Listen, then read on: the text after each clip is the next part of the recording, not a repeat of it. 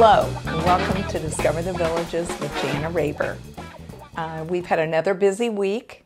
It's been a little quieter here since the grandson went back home, but I went out of town the other day, and on my way back, I stopped at a very interesting place and wanted to share it with you.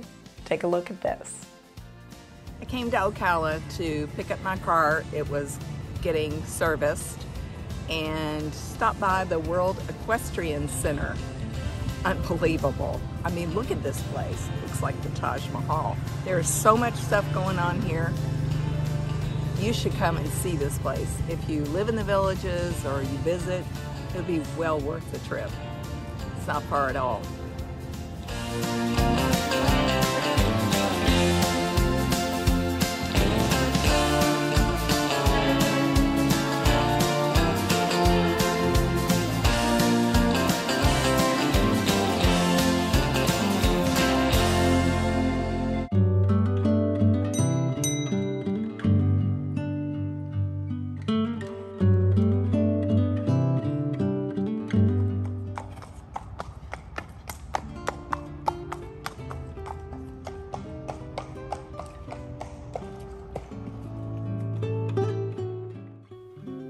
That place is huge, and they're actually adding onto it.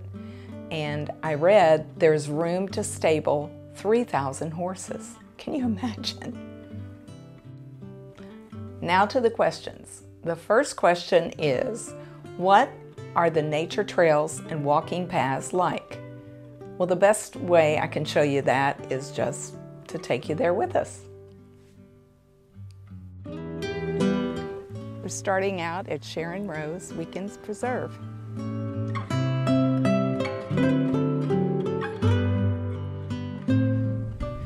And there's lots of informational plaques on the boardwalk about what type of birds and things you see. It's very informative. Oh, what a beautiful view.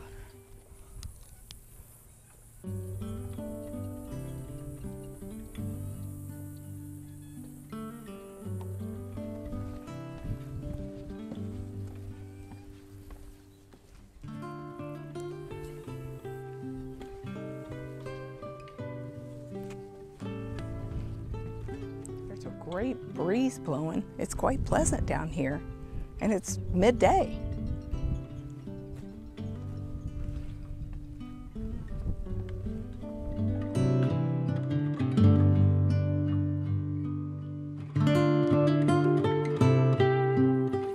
Well, I didn't really see any alligators or turtles today, but there were loads of birds, and the bees were buzzing all around the plants. They were busy. And it takes about 30 minutes to get around to take a look at everything, although it'll seem like it's only a minute or so in the video, but very enjoyable.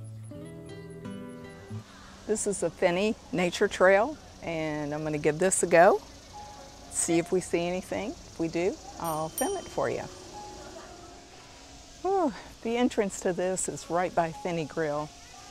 I can smell that food. It's really making me hungry. They did that on purpose, didn't they?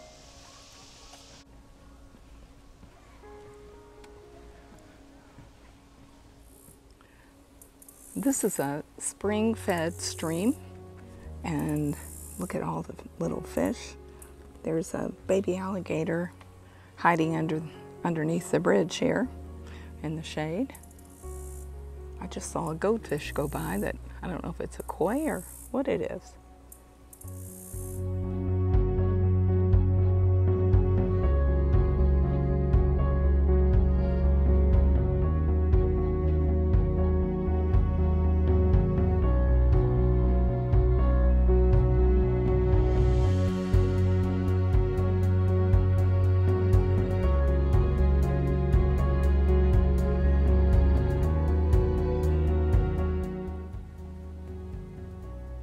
Look how pretty this view is. The shaded water just looks so serene. We've just stayed on the boardwalk and looking around, but there's other little paths leading out underneath the trees and all. This isn't very long, but I tell you what, very enjoyable. Keep your eyes open and you're going to see some things.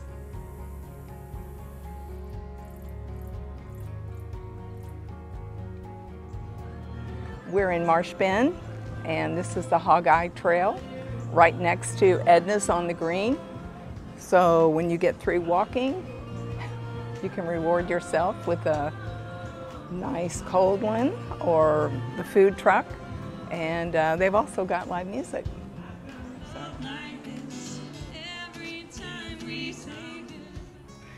Over here is a large natural area. I don't know how big it is, but it looks quite large. You've got houses flanking the golf course over here, and all along the walking path you're going to see ponds.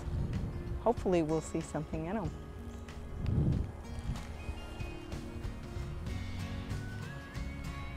Time to go fishing.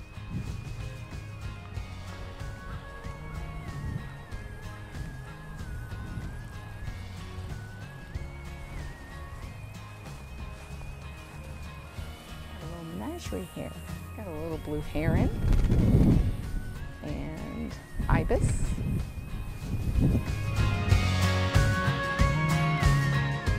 There's a tiny little alligator out there. This is actually, we started here at Edna's and we're here now.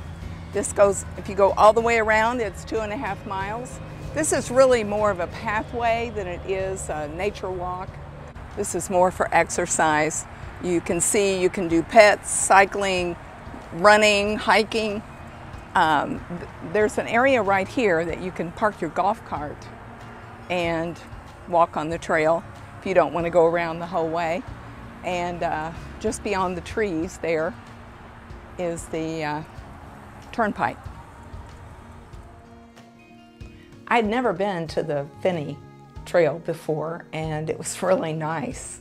So thank you, William, for asking that question, or Billy, as you prefer to be known.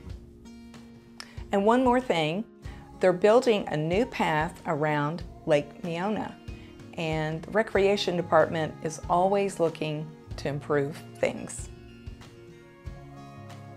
I'm looking forward to that one because it's really near where I live. Question number 2 is, I have heard it's difficult to get into some of the lifestyle clubs. Is that true?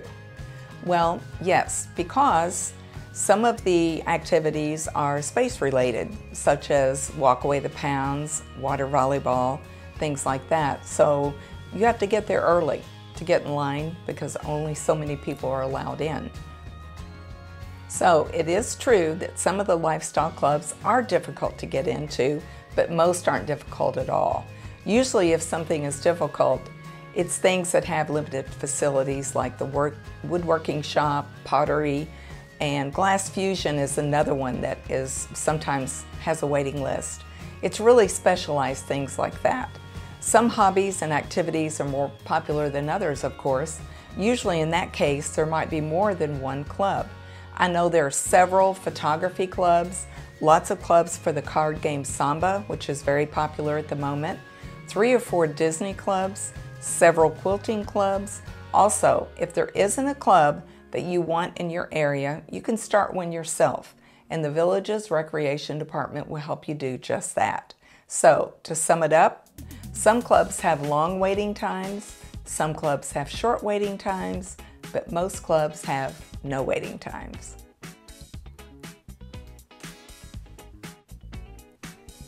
The third question is, can you give me a ballpark figure of what things like new roofs, HVACs, water heaters, etc. cost? And yes, I can. I asked some of my fellow agents at Realty Executives to help me with this, the ones that have priced out roofs and things lately. And, someone got an estimate for a lantana, which is a designer, and they came up with these three figures. And really, as a ballpark guesstimate, you can pretty much say $10 a square foot. So if your home is 2,000 square feet, you're talking $20,000. And as far as water heaters, they are approximately $1,000.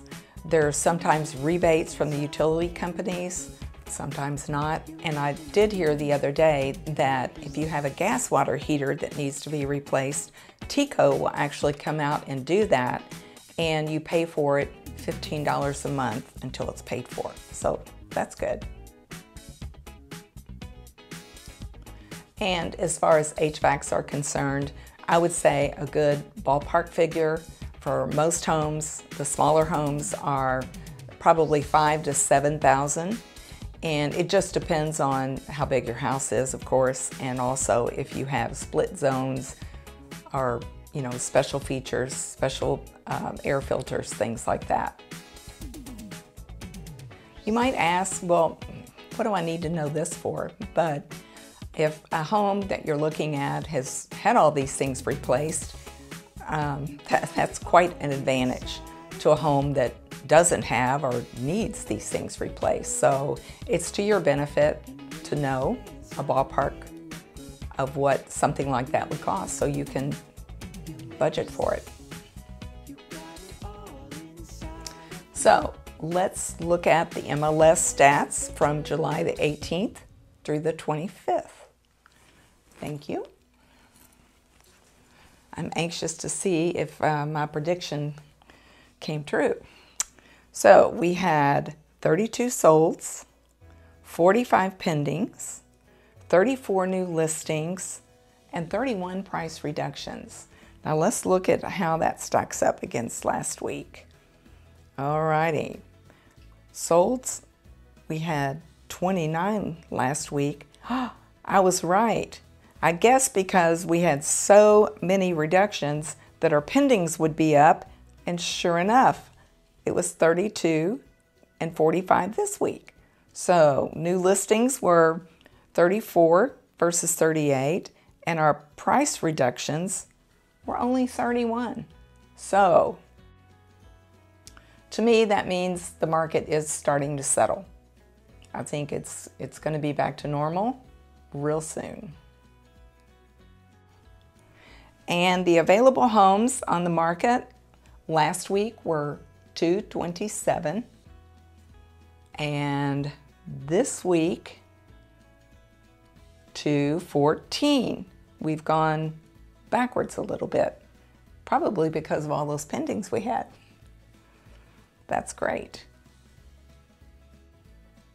Well, I hope you found that enjoyable and informative, and we're almost up to 1,000 subscribers. So if you haven't subscribed already, please do so and hit that like button.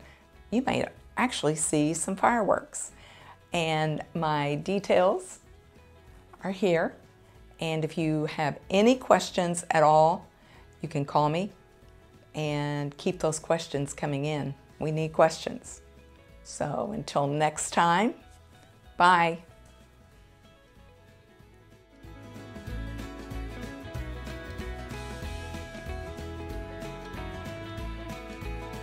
Activities that are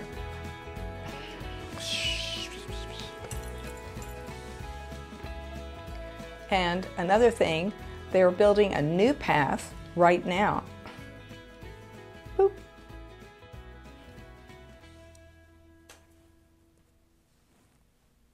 Hello. Well, I got through that without any bloopers, so now what are you going to do for bloopers?